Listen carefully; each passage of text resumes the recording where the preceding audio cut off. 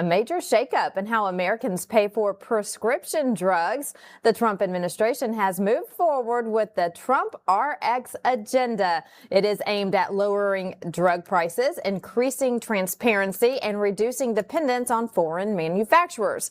There's three key priorities. That's bringing more drug production back to America, speeding up generic approvals to create competition, and cracking down on price manipulation by Big Pharma.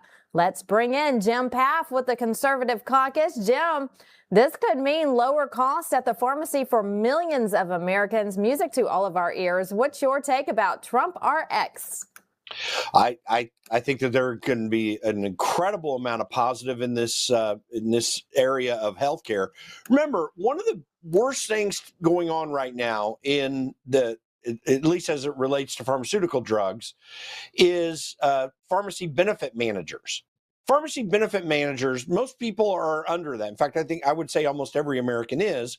And pharmacy benefit managers are just merely an intermediary between the manufacturer and the delivery of the drug through your healthcare system. They take a big cut off the top, and that increases your price. So that's just one thing that Donald Trump, particularly through the most favored nation pricing thing that he began a few months ago, is going to change how expensive your drugs are. But beyond that, when you can take away the regulatory capture that has happened in the pharmaceutical industry with the help of the FDA, and what regulatory capture is when the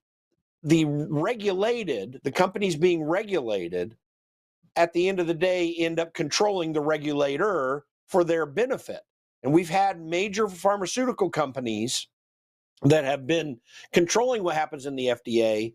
So to be allowing more competition and a quicker, easier path for approval of drugs to take place, we might actually get more competition because the large pharmaceutical companies have been controlling this for decades now. There used to be a lot of great small pharmaceutical manufacturers that would come up with great ideas. They'd get into the marketplace. Those people have been shut out of the system. Listen, I'm a native of Indianapolis. I always tell people I'm from Indianapolis. We run a little race there you might have heard of.